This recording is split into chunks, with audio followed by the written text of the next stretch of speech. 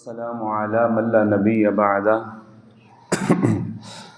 अम्मा बअदु फ़अऊज़ु बिल्लाहि मिनश शैतानिर रजीम बिस्मिल्लाहिर रहमानिर रहीम इन्ना नहनु नज़्ज़लना ज़िक्र व इन्ना लहू लहाफ़िज़ून सदक़ल्लाहु मौलानल अज़ीम व क़ाला नबिय्यु सल्लल्लाहु अलैहि वसल्लम इन्ना अफ़ज़लकुम मन तअल्लमल क़ुरआन व अल्लमा क़ाला नबी सल्लल्लाहु अलैहि वसल्लम खैरुकुम मन तअल्लमल क़ुरआन व अल्लमा औ कमा क़ाला अलैहि सलातु वस्सलाम।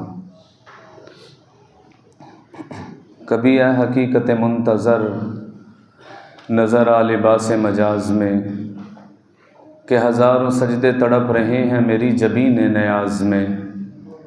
न कहीं जहाँ में अमा मिली जो अमा मिली तो कहाँ मिली मेरे जुर्म खाना ख़राब को तेरे अफ़्व बंदा नवाज में। न वो इश्क़ में रही गर्मियाँ न वो हुस्न में रही शौख़ियाँ न वो गज़नवी में तड़प रही न वो ख़म है ज़ुल्फ़े अयाज़ में। मैं जो सर बसजदा हुआ कभी तो ज़मीं से आने लगी सदा तेरा दिल तो है सनम आशना तुझे क्या मिलेगा नमाज में। अज़ीज़ सामाईन और अज़ीज़ नौजवानों और दोस्तों, कुरान करीम दुनिया में सबसे ज़्यादा पढ़ी जाने वाली किताब है और उन्हीं कौमों ने उरूज पाया है जिन्होंने कुरान करीम को समझ कर पढ़ा है। जिन्होंने कुरान करीम को बग़ैर समझे के पढ़ा है वो सवाब तक ही महदूद रहे, ज़िंदगियों में तब्दीलियाँ रूनुमा ना हो सकें। ये बात एक मुसल्लमा हकीकत है कि कुरान करीम को जिन्होंने समझ लिया था उनके मुक़द्दर का सितारा चमकता रहा और जिन्होंने कुरान करीम को समझा नहीं वो अपनी तरक्की की मनाजिल को तय न कर सके। इकबाल साहब रहमतुल्लाह अलैह ने फरमाया, कुरान में हो वो तज़न्न मर्द मुसलमा अल्लाह करे तुझको अता जिद्दत किरदार। हमने कुरान करीम की सही तरह से वो इज़्ज़त और तौक़ीर ही न की जो कि कुरान करीम की इज़्ज़त और तौक़ीर हमें करनी चाहिए थी। कुरान करीम से गैर मुस्लिमों ने इस्तिफ़ादा हासिल किया लेकिन सद अफ़सोस के मुसलमानों ने कुरान करीम से सही मानों में इस्तिफ़ादा हासिल न किया। कुरान करीम हमारी ख़ानगी ज़िंदगी से लेकर मुआशरती ज़िंदगी से लेकर ऐवान बाला तक की तरक्की के राज इसके अंदर मुज़मिर थे, लेकिन हमने इन तरक्की के राज़ों को अपनी ज़िंदगी पर अप्लाई करने की कोशिश ही न की, जिसकी वजह से आज तक हम तरक्की की मनाजिल को तय नहीं कर सके। कुरान करीम के कुछ हुकूक हैं और कुछ सवालात मैं आपके दिलों पे छोड़ के जाऊंगा और आप लोगों ने खुद अपने आप से वो सवालात के जवाबात लेने हैं और मैंने अपने आप से उन्हीं सवालों के जवाब लेने हैं। क्या कुरान करीम से जो काम लेना चाहिए था मैंने और आपने कुरान करीम से वो काम लिया? जो ट्रेडिंग कुरान करीम से करनी चाहिए थी क्या मैंने और आपने वो ट्रेडिंग कुरान करीम से की है? क्या कुरान करीम को सिर्फ महज ऊपर से देख के पढ़ने वाली किताब रख लिया है, या क्या कुरान करीम को हमने सिर्फ और सिर्फ गिलाफ चढ़ा के अदब के लिए कुरान करीम को रख दिया हुआ है? क्या हमने कुरान करीम को सिर्फ और सिर्फ इसाले सवाब की किताब समझा है, कुरान करीम को खैर बरकत की किताब समझा है? इन सारी बातों से इनकार नहीं, लेकिन जो चीज़ कुरान करीम से हासिल करनी चाहिए थी वो आज के मुसलमान ने हासिल नहीं की। ये 5 से 6 सवालात मैंने आपके ऊपर छोड़ के जाने हैं, फिर आपने इन सवालों के जवाब खुद से लेने हैं। पहला सवाल मेरा ये है कि क्या कुरान करीम रोज़ पढ़ा जा रहा है? कई घर भी आज इस तरह के मौजूद हैं कि रमज़ानुल मुबारक में भी वो कुरान न खुल सके। अदब इतना किया कि कुरान करीम को सबसे ऊंची जगह पर रख दिया। अदब इतना किया कि जिस जगह पर कुरान करीम पढ़ा जा रहा है वहाँ पर पीठ फेर के हम नहीं गए, हमने उल्टे पाँव चल के कुरान करीम का अदब किया। अदब हमने इतना किया कि हमने ऊंची जगह पे अपना पाँव भी ना किया कि कहीं कुरान की बेअदबी ना हो जाए। लेकिन क्या कुरान करीम को खोल कर हमने पढ़ा? क्या हमारे घरों में रोज़ कुरान करीम खुल रहा है? वो कितने गोल्डन डेज थे कि जिन घरों में फजर के बाद माएँ बच्चों को उठाकर खुद भी कुरान पढ़ती थी और अपने बच्चों को भी कुरान पढ़ाया करती थी। बाप फजर पढ़ के आता, अपने बच्चों को साथ लेके आता और कुरान करीम की आवाज़ हर घर से सुनाई देती थी। आज फजर के बाद घरों में सन्नाटा छाया हुआ है और सूरज निकलने के बाद भी लोग उठने के लिए तैयार नहीं। ये वो वक्त है कि परिंदे भी अपना दाना चुगने के लिए, अल्लाह ताला का जिक्र अज़कार करने के लिए दरख्तों पर चहचहा रहे होते हैं और एक खामोश पैगाम और हमारे दिलों पे कारी ज़र्ब वो जानवर लगा रहे होते हैं कि हम तो जी रूह हैं, तुम भी जी रूह हो, हम जी अकल नहीं तुम जी अकल हो, हम अशरफुल मखलूक़ात नहीं तुम अशरफुल मखलूक़ात हो। कुरान तुम्हारे ऊपर उतरा था और तुमने कुरान को खोल के पढ़े नहीं है। वो चहचहाती चिड़ियों की आवाज़ मेरे लिए एक पैगाम है कि मैं जानवर होने के बावजूद अल्लाह का जिक्र करने के लिए सूरज निकलने से पहले मैं उठ के बेदार हो के अल्लाह का जिक्र कर रही हूँ। ऐ इंसान तू कितना गाफिल है, उम्र रवां गुजर रही है याद खुदा से गाफिल, दिले नादां संभल जा के बड़ी देर हो गई। मैं सवाल है मेरा आप लोगों से, बच्चे ने होमवर्क नहीं किया, माँ फजर के बाद परेशान और पशेमान है कि इसने स्कूल जाना है, इसने कल होमवर्क नहीं किया। वो छड़ी लेके उसके सर पे बैठ जाती है कि किताब खोल और होमवर्क कर। बाप भी परेशान और पशेमान है कि मैं फीसें अदा करता हूं, क्या मेरा बच्चा मुझे आउटपुट वो दे रहा है। माँ भी परेशान, बाप भी परेशान कि मेरा पैसा ज़ाया ना हो जाए, मेरे बच्चे का मुस्तकबिल तबाह ना हो जाए, मेरे बच्चे का मुस्तकबिल दाव पे ना लग जाए। ये तो किसी ने नहीं सोचा कि मेरे बच्चे ने कुरान नहीं पढ़ा, मेरे बच्चे का मुस्तकबिल और ईमान दाव पे ना लग जाए। आज माँ को यह फिक्र तो है कि मेरा बच्चा डॉक्टर बन जाए, बाप को यह फिक्र है मेरा बच्चा इंजीनियर बन जाए, लॉयर बन जाए, जज बन जाए, मेरा बच्चा मुकाबले का इम्तिहान दे के अच्छा ऑफिसर बन जाए। आज किसी माँ को यह क्यों नहीं फिक्र कि मेरा बच्चा रोज उठ के कुरान पढ़ने वाला बन जाए। आज किसी बाप को यह क्यों नहीं फिक्र कि मेरा बच्चा अच्छा कुरान पढ़ने वाला बन जाए।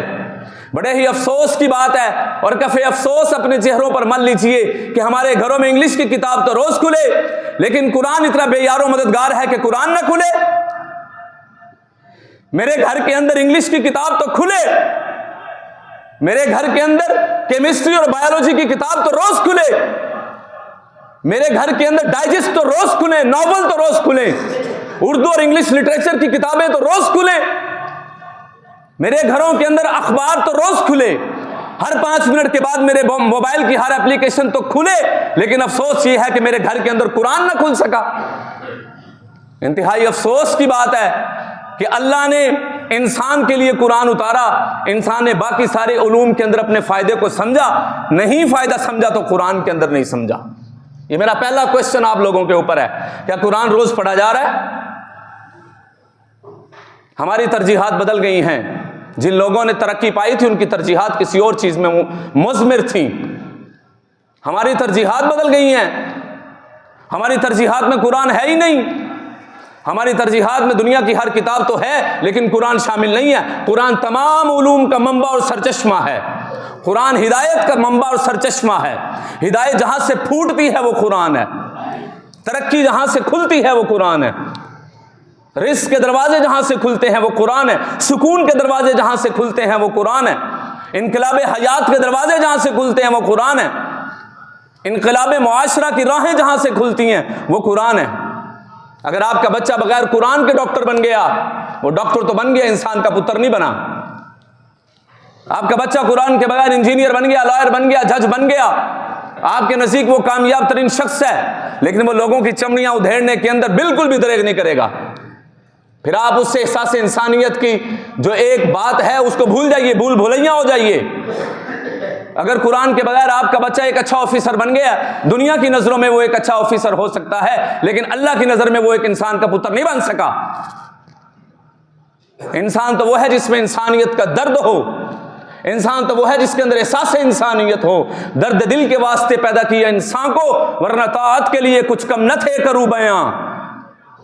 आपका बच्चा डॉक्टर बन के कुरान के बगैर बैठा हुआ है, लोगों को गैर जरूरी अद्वियात लिख लिख के दे रहा है अपनी कमीशन के लिए, वो लोगों को गैर जरूरी टेस्ट लिख लिख के दे रहा है अपना पैसा बनाने के लिए।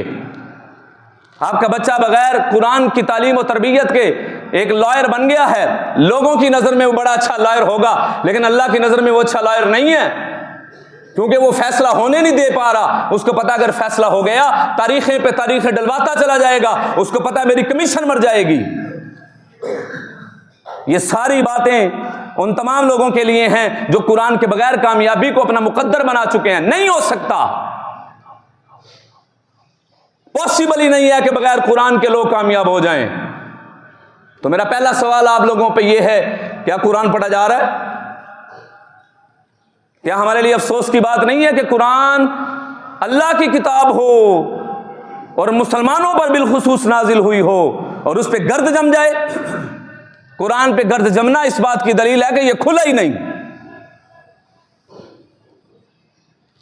मैं एक जुमला कहने लगा हूं, उस जुमले को दिल की साफ तख्तियों पे जगह दीजिएगा।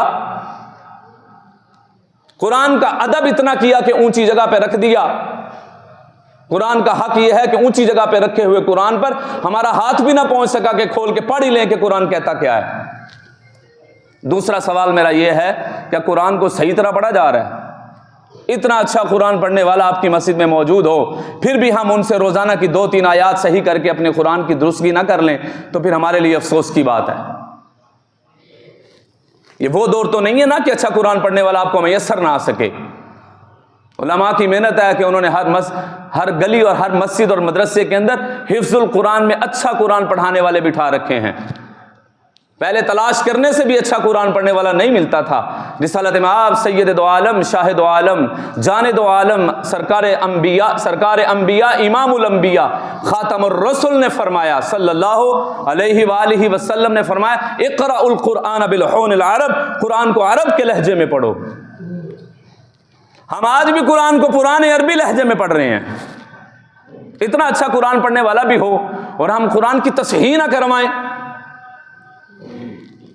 आज के दौर की जदीद टेक्नोलॉजी स्मार्टफोन की सूरत में हमारे हाथों में, दुनिया सिमट कर हमारे हाथों में आ चुकी है। आज हम अपने उधेड़ उम्री की शिकायत नहीं कर सकते। आज हम ये नहीं कह सकते कि अब हम जिंदगी के उस मरहले में पहुंच चुके हैं, अब कहां जी हम तलफ्फुज के साथ पढ़ सकते हैं, अब कहां जी हम मेहनत कर सकते हैं। क्यों नहीं कर सकते? बाहर गली के थड़े पर बैठकर अगर बुजुर्ग मोबाइल चला सकता है तो कुरान नहीं सीख सकता। आज के दौर की जदीद टेक्नोलॉजी को चलाना सीख गया है, इसमें इंतहाई कॉम्प्लिकेटेड एप्लीकेशंस को चलाना सीख गया वो, तो कुरान नहीं सीख सकता। पता यह चला है कि तरजीहात में मोबाइल तो है, कुरान नहीं है। चलिए एक एक्सपेरिमेंट करते हैं। 1 घंटे के लिए कुरान और मोबाइल सामने रखिए। आप देखिए कि आपका हाथ कितनी मर्तबा मोबाइल की तरफ बढ़ता है और कितनी मर्तबा कुरान की तरफ जाता है। जितनी ज्यादा मर्तबा आपका हाथ जिस चीज की तरफ जाएगा, उस चीज की मोहब्बत आपके दिल के अंदर मौजूद है। अगर कुरान की तरफ आपका हाथ बार बार बढ़ रहा है, पता यह चला कि तरजीहात में कुरान मौजूद है। और अगर मोबाइल की तरफ बढ़ रहा है तो पता यह चला कि कुरान से बेहतर हम मोबाइल को समझ रहे हैं, तो बार बार मोबाइल को हाथ जा रहा है। इतनी आदत हो गई है। सलाम फेरते हैं नौजवान, अस्सलाम वालेकुम वरहमतुल्लाह, अस्सलाम वालेकुम वरहमतुल्लाह, फौरन जेब से मोबाइल निकाल के देख रहे हैं किसी का कोई कमेंट्स तो नहीं आया। नौजवानों से मुखातिब हूं, कभी कुरान खोलकर देखें आपके लिए अल्लाह ने कितने कितने कमेंट कर रखे हैं। अल्लाह ताला ने किस किस चीज को लाइक किया, किस किस चीज को डिसलाइक किया है। कुरान खोलिए। मैं आपसे एक सवाल करता हूं, अगर यहां के इमाम साहब ने कोई किताब लिख रखी हो, साहिब किताब मस्जिद में दाखिल हो और मस्जिद के एक कोने में बैठकर एक नौजवान और उसी कोने में बैठकर एक बुजुर्ग साहिब किताब की किताब पढ़ रहे हो और साहिब किताब मस्जिद में दाखिल हो और उन दोनों पर नजर पड़े, मुझे बताइए वो साहिब किताब कितना खुश होगा। यार मेरी लिखी हुई किताब, मेरा नमाजी पढ़ रहा है, नौजवान पढ़ रहा है, बुजुर्ग पढ़ रहा है, बच्चा पढ़ रहा है, वो कितना खुश होगा। जरा तसव्वुर कीजिए कि आप मस्जिद के कोने में बैठ के अल्लाह का कुरान पढ़ रहे हो और अल्लाह का कुरान अल्लाह की किताब है। मुझे बताइए क्या अल्लाह अपने बंदे से खुश नहीं होगा? क्या अल्लाह अपने बंदे से राजी नहीं होगा कि मेरा बंदा मेरी किताब पढ़ रहा है, मेरा बंदा मेरे नबी पर नाजिल होने वाली किताब पढ़ रहा है। और यहां पर मैं हज़रत अली करमल्लाहु वजहुल करीम का यह कौल कोट किए बगैर न जाऊंगा। हज़रत अली ने फरमाया, जब मेरा दिल करता है कि मैं अल्लाह से बातें करूं, मैं नमाज पढ़ता हूं, और जब मेरा दिल करता है मेरा अल्लाह मुझसे बात करे तो मैं खोलकर कुरान पढ़ा करता हूं। कुरान खोलकर पढ़िए, या अय्युहल इंसान। कभी कुरान को, तीसरा सवाल, चलिए मैं जल्दी जल्दी इसको माइंड अप करने की कोशिश करता हूं। तीसरा सवाल मेरा, पहला क्वेश्चन मेरा, क्या कुरान रोज पढ़ा जा रहा है? क्या कुरान सही पढ़ा जा रहा है? तीसरा सवाल मेरा यह है, क्या कुरान को समझ कर पढ़ा जा रहा है? 25-25 साल हो गए, 30-30 साल हो गए कुरान को पढ़ रहे हैं और बड़े एजाज के साथ हम बताते हैं, मैंने इस रमजान में 3 कुरान पाक मुकम्मल किए। बहुत अच्छी बात है, करना चाहिए था। पूरे 3 कुरान पढ़े, समझ क्या आया है? 70 साल की जिंदगी बीत गई सूरह फातिहा पढ़ते हुए नमाज में, उसके मतलब और मफहूम तक न समझ सके तो क्या हासिल, तेरा दिल तो है सनमाज शना, तुझे क्या मिलेगा नमाज में। अत्तहियात पढ़ते हुए जिंदगी बीत गई, दुरूद पढ़ते हुए जिंदगी बीत गई, पता ही नहीं है अल्लाह से क्या क्या रहे हैं, मांग क्या रहे हैं। अमल से जिंदगी बनती है, जन्नत भी जहन्नुम भी, ये खाकी अपनी फितरत में ना नूरी है ना नारी है। समझिए, फहम इदराक हर चीज का नाम है। महज रट लेना जिंदगी में तब्दीलियां नहीं लेकर आएगा जब तक कि आप उसके फहम इदराक तक ना पहुंच सकेंगे। फहम असल चीज है, फहम से तब्दीलियां आती हैं, फहम से तगय्युर आता है, फहम से इनकलाब आता है, फहम से इनकलाब हयात और इनकलाब कल्ब मैसर आता है, फहम से इनकलाब ज़माना आता है। वो मुअज़्ज़ज़ थे ज़माने में मुसलमान होकर और तुम खार हुए तारिके कुरआन होकर। अल्लाह ताला का कुरान कहता है तुम दुकानदार हो, दुकानदारी तुम्हारी मर्जी से नहीं चलेगी, खोल कुरान समझ, दुकानदारी मेरी मर्जी से चलेगी। तुम ताजिर हो, तिजारत तुम्हारी मर्जी से नहीं चलेगी, खोल कुरान, तिजारत मेरी मर्जी से चलेगी। तुम इंसानियत के मनाजिल को तय करके कुर्ब इलाही चाहते हो, खोलो कुरान, कुर्ब इलाही मैसर आएगा। दुनिया का कोई शख्स ऐसा है जो उसूल जिंदगी चाहता है, वो कुरान को खोले, कुरान उसको मोटिवेट करता हुआ नजर आएगा। बल्कि मैं यूं कहूंगा आजकल मोटिवेशनल स्पीकर्स का दौर है, मैं ये कहूंगा सबसे बड़ा मोटिवेशनल स्पीकर कुरान है, जो इंसान को राह रास्त से हटने नहीं देता, माफ कीजिएगा गलत रास्ते से हटने नहीं देता, राह रास्त पे लेकर आता है। तो राह रास्त के लिए सबसे बड़ा जो गाइड करने वाला है वो कुरान है। कभी कुरान को इस तरह खोल के पढ़े ना कि या अय्युहल इंसानु मा गर्रका बिरब्बिकल करीम की आयत समझ में आए। भटकते हुए इंसान अल्लाह रूबरू हो और अल्लाह इंसान को मुखातिब करके कहे, ऐ इंसान, ये दुनिया के लालच ने तुझे मुझ जैसे अजीम रब से धोखे में डाल रखा है। कभी कभी कुरान को इस तरह खोल के पढ़िए ना कि या अय्युहल्लज़ीना आमनू कहें और आप अपने आप को मुखातिब समझें कि आपका अल्लाह आपको पुकार रहा है और आपको बुला रहा है। कभी कभी कुरान की आयत को इस तरह पढ़िए ना, फ़अय्न तज़हबून, भटकते हुए लोग, अल्लाह कह रहे हैं फ़अय्न तज़हबून, किधर जा रहे हो मुझे छोड़कर। कभी कभी कुरान को इस तरह पढ़िए, समझिए, वक़ज़ा रब्बुका अल्ला ताबुदू इल्ला इय्याहु व बिल वालिदैनि इहसाना। अल्लाह कहते हैं मेरे अलावा किसी के सामने झुकना नहीं है। वो एक सजदा जिसे तू गरां समझता है, 1000 सजदों से देता है आदमी को निजात। और मुझे यहां पर यह शेर याद आ रहा है, किसी के एक आंसू से हजारों दिल तड़पते हैं, किसी का उम्र भर का रोना यूं ही बेकार जाता है। कभी या इबादी अल्लज़ीना असरफू अला अनफुसिहिम ला तक़नतू मिन रहमतिल्लाह की आयत मुबारका को समझिए ना कि अल्लाह कह रहे हैं मुझसे मायूस होकर कहां जाओगे, मुझसे मायूस होकर न जाओ। 70 साल के गुनाह होंगे, एक मर्तबा आंसू गिराना तुम्हारा काम होगा, तुम्हारे गुनाहों को माफ कर देना मोहम्मद के रब का काम होगा। कोई आए तो सही सिद्क़ दिल के साथ, इस तरह कुरान को समझ तो लीजिए। कुरान कह रहा वो बिल वालिदैनि इहसाना,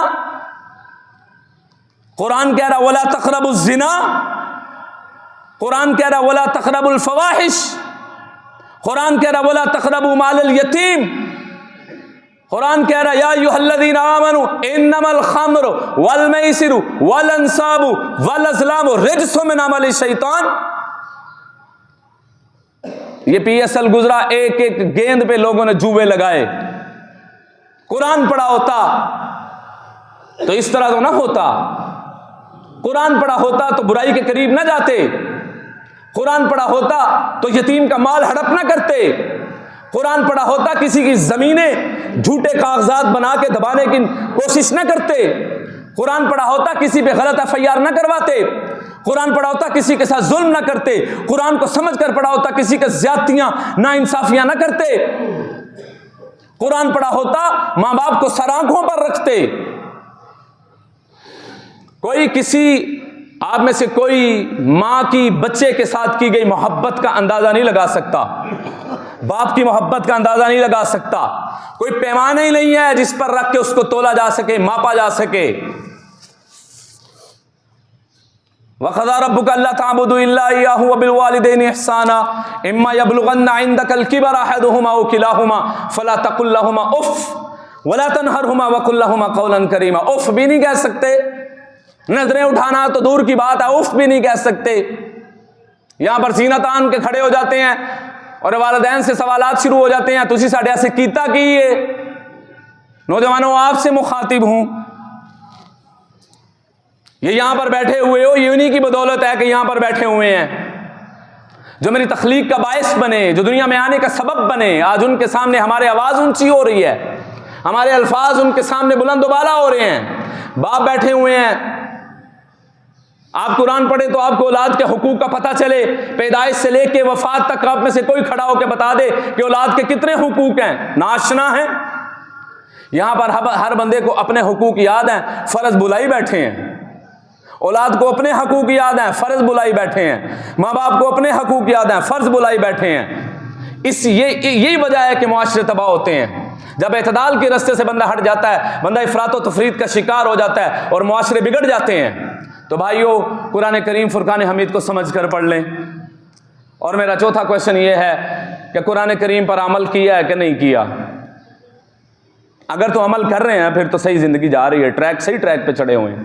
और अगर अमल ही नहीं है तो फिर खाली हवा में तीर चलाने का क्या फ़ायदा है। इकबाल बड़ा उपदेशक है, बातों में मन मोह लेता है। गुफ्तार का गाजी बन तो गया, किरदार का गाजी बन न सका। हम गुफ्तार के गाजी तो हैं, किरदार के, ये मैं अपने लिए बात कर रहा हूँ। हमारी गुफ्तार बड़ी है, हमारे पास लफ़ाज़ी बड़ी है, हमारे पास ढंग है बात करने का। अमल है, अमल नहीं है तो कुछ भी नहीं है। सहाबा इज़ाम रिज़वानुल्लाह अलैहिम अजमाइन में अमल पुख्ता था, इस वजह से उनकी जिंदगियों में इनकलाब बर्पा हो चुका था। और एक मेरा आखिरी सवाल है कि कुरान करीम के फ़रोग़ के लिए आप में से हर बैठे हुए नौजवान पीरो जवान ने क्या क्या किरदार अदा किया है। ये क़यामत वाले दिन अल्लाह ने मुझसे पूछना है, मैंने तुम्हें कुरान दिया था, उसके फ़रोग़ के लिए, उसकी तबलीग के लिए क्या किरदार अदा करके आए हो। तो भाईजान, हम कुरान करीम के फ़रोग़ के लिए, कुरान करीम की तबलीग के लिए अपना अपना किरदार अदा करेंगे ना इंशाअल्लाह। रोज़ाना कुरान खुलेगा हमारे घरों में, बस ज़िंदगियों को बदल दे। हम किसी मौजज़े के इंतज़ार में बैठे हुए हैं। अक्सर नौजवान हैं, वो तो उम्रे ते जावांगे तो उत्थे तोबा करके तो फिर आवांगे। मक्के जाए भी गल नहीं मुकदी, जदीलो ना गल मुकाइए। सुबह से नमाज पढ़ेंगे, सुबह ही ना मैसर आई तो क्या कर लेंगे। सुबह से तौबा करेंगे, कल से ये अमल करेंगे। भाई कल नहीं आता, आज अभी कीजिए। हिम्मत है तो फिरदौसे बरी अपना पैदा कर लीजिए, मगर ना कफे अफसोस मान लीजिए। तो भाईजान, आपका रब आपसे बड़ी मोहब्बत करता है। मैं बात इख्तिताम की तरफ लेके जा रहा हूं। आपका अल्लाह आपसे बड़ी मोहब्बत करता है, मेरा अल्लाह हमसे बड़ी मोहब्बत करते हैं। मैंने रास्ते में थोड़ी सी बात छेड़ी थी कि कोई शख्स अपनी मां की मोहब्बत का अंदाजा नहीं लगा सकता कि उसकी मां उसके साथ कितनी मोहब्बत करती है। वो बाप जिसके लहजे में सख्ती होती है लेकिन दिल में बच्चे के लिए खैर खाही होती है।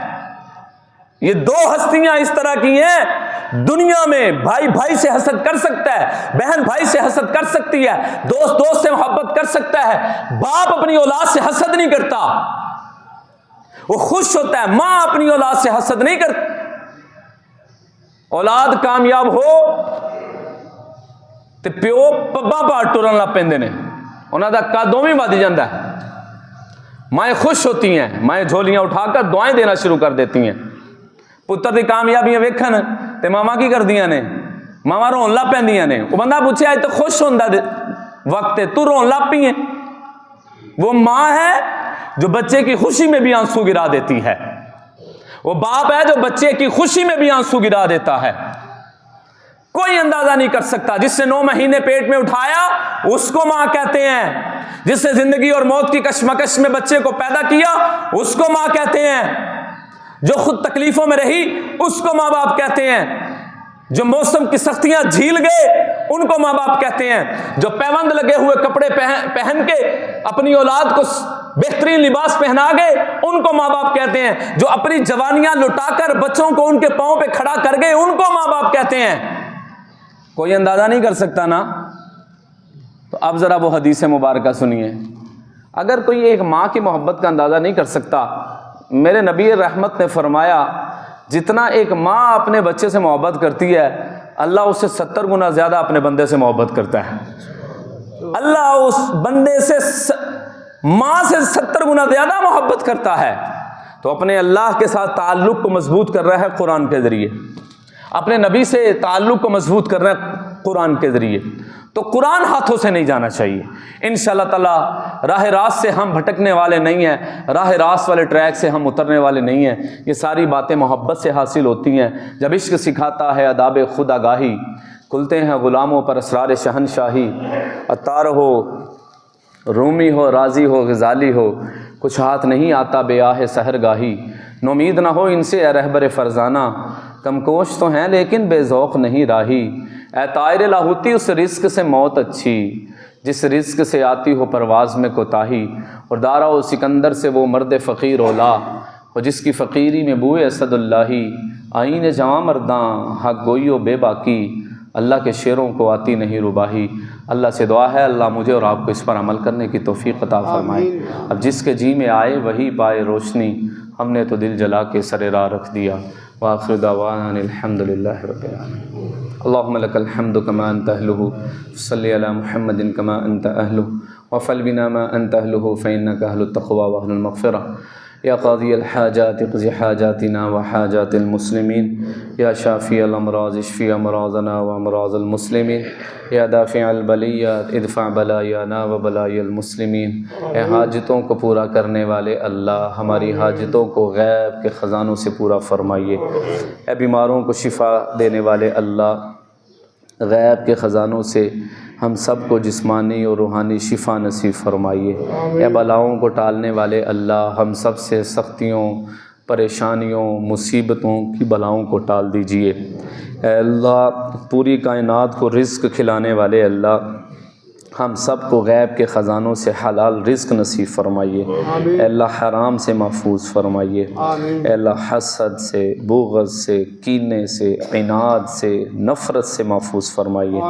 बाहमी मुसलमानों में इत्तेहाद व यगानिगत नसीब फरमाइए। अल्लाह इत्तेहाद आलम इस्लाम नसीब फरमाइए। अल्लाह हमारे फ़लस्तीन के मुसलमान भाइयों की मदद फरमाइए। अल्लाह हमारे अंदर जिहादी रूह को बेदार फरमाइए। अल्लाह मुसलमान जो लीडर हैं उनको गैरत व हमीयत नसीब फरमाइए। अल्लाह बैतुल मुक़द्दस की हिफाजत फरमाइए। अल्लाह हम सब के ईमान की हिफाजत फरमाइए। हमारी माओं, बहनों और बेटियों की इज़्ज़तों की हिफाजत फरमाइए। हमारे जान व माल और इज़्ज़त व आबरू की हिफाजत फरमाइए। पुरफितन दौर है, इस दौर के अंदर सुन्नत रसूल के साथ मुल्हिक़ रहने की तौफ़ीक़ नसीब फरमाइए। कुरान से सही मानों में इस्तिफ़ादा हासिल करने की तौफ़ीक़ नसीब फरमाइए। ए अल्लाह, मैं अपने नमाजियों के लिए जो मांग सका हूँ वो भी, जो नहीं मांग सका वो भी नसीब फरमाइए। अपने घर की मकबूल हाज़री, अपने हबीब के घर की बाअदब हाज़री नसीब फरमाइए। ए अल्लाह, जो मांग सका हूँ वो भी, जो नहीं मांग सका वो भी नसीब फरमाइए। रिसालत माब ने जिस जिस जगह पर जो दुआएं मांगी हैं, अल्लाह उन दुआओं में से हम सबको हिस्सा नसीब फरमाइए। आका करीम ने जिन शुरूर व आफात से पनाह मांगी है, हम सबको उन तमाम शुरूर व आफात से पनाह नसीब फरमाइए। अल्लाह क़यामत की ज़िल्लत व रुसवाई से महफूज फरमाइए। अल्लाह तो सत्तारुल उयूब है, अल्लाह हमारे उयूब पे पर्दा डाल दीजिए। अल्लाह आप गफ़ारुज़ ज़ुनूब है, अल्लाह हमारे गुनाहों पे पर्दा डाल दीजिए। अल्लाह आप माफ़ करने वाले हैं, माफ़ी फ़रमाइए। अल्लाह, दुनियादार के किसी दरवाज़े पे चले जाएं, वो भी न किसी सूरत में माफ़ कर देता है। ए अल्लाह, हम तो आपके बंदे हैं, आपके हबीब के उम्मती हैं। ए अल्लाह, गिरते आंसुओं की लाज रखिए, हम सब से राज़ी हो जाइए। ए अल्लाह, नौजवान हाथ फैलाए बैठे हैं, ए अल्लाह इनके उठे हुए हाथों को अपनी बारगाह में कबूल फरमा। सफ़ेद बालों वाले बुज़ुर्ग बैठे हैं, आका इनामदार ने फरमाया है कि अल्लाह सफ़ेद बालों से हया करते हैं, हाथों को खाली नहीं लौटाते। ए अल्लाह, बख्शिश की दौलत से माला माल फरमाइए। ए अल्लाह, ईमान के नूर से हमारे दिलों को मुनव्वर फरमा। हदीस व सुन्नत रसूल व हदीस के नूर से हमारे दिलों को मुनव्वर फरमा। व सल्लल्लाहु तआला अला खैरि खल्क़िही मुहम्मदिन व आलिही व अस्हाबिही अजमाइन।